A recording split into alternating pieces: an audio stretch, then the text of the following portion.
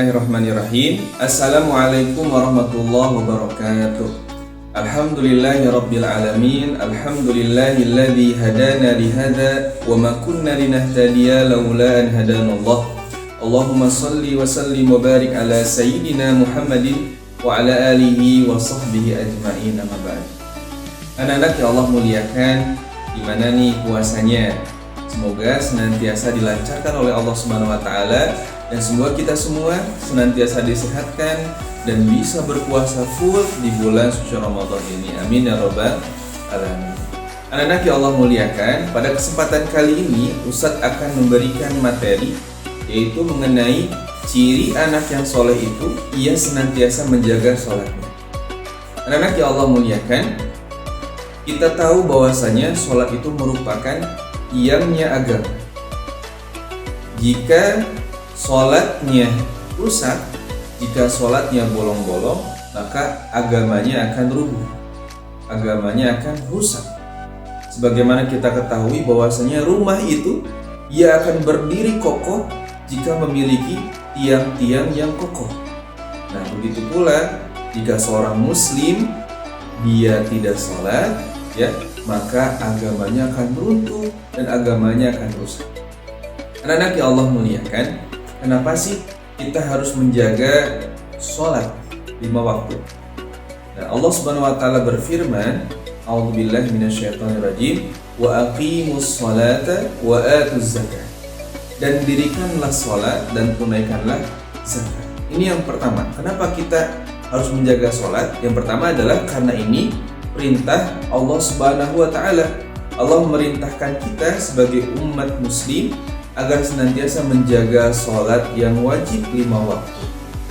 Kemudian, kenapa sih kita harus sholat? Anak-anak yang Allah muliakan, sholat ini merupakan amalan yang pertama kali nanti dihisab oleh Allah Subhanahu wa taala. Nanti kita akan ditanya bagaimana sholatnya, baik atau tidak.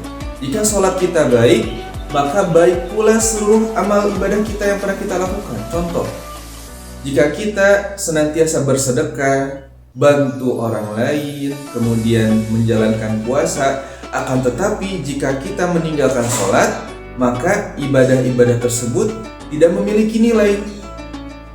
Nah, begitu pula jika kita menjaga sholat 5 waktu kita, ditambah kita senantiasa bersedekah, kita senantiasa bakti orang tua, kemudian kita berpuasa, maka amalan itu semua akan bernilai di hadapan Allah dikarenakan apa? Kita menjaga sholat. Maka sholat ini merupakan salah satu ciri anak yang saleh. Anak-anak yang Allah muliakan, Ustadz mau kasih tips nih untuk anak-anak yang masih kesusahan untuk melaksanakan sholat subuh. Nah, di bulan suci Ramadan ini kita tahu bahwasanya ada yang namanya sahur. Nah, sahur ini kita makan ya sebelum subuh untuk mempersiapkan diri kita agar kita bisa menahan rasa lapar dan dahaga di hari-hari puasa. Nah, Ustaz kasih tips nih untuk kita semua ya agar bisa menjaga yang pertama sholat tahajud.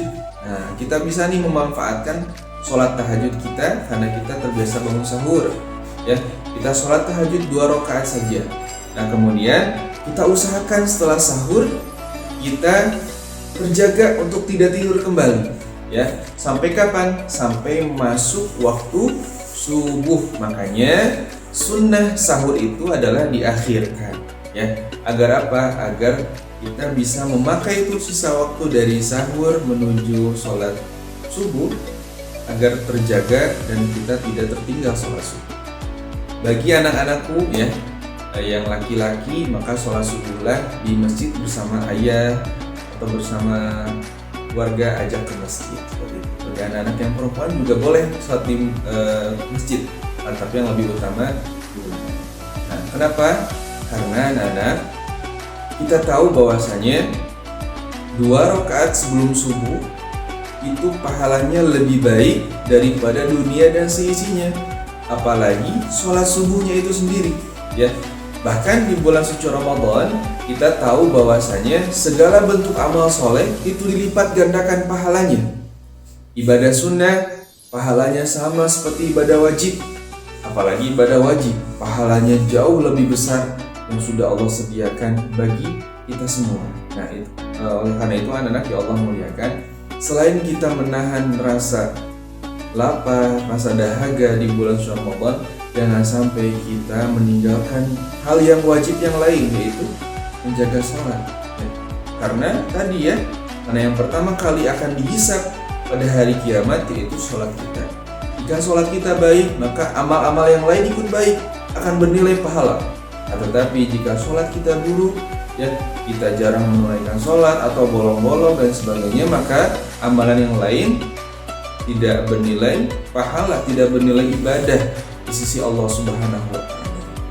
Nah, oleh karena itu anak-anak, yuk mari sama-sama kita jaga ibadah kita jaga sholat kita, agar kita semua termasuk digolongkan oleh Allah Subhanahu wa Ta'ala sebagai orang-orang yang soleh.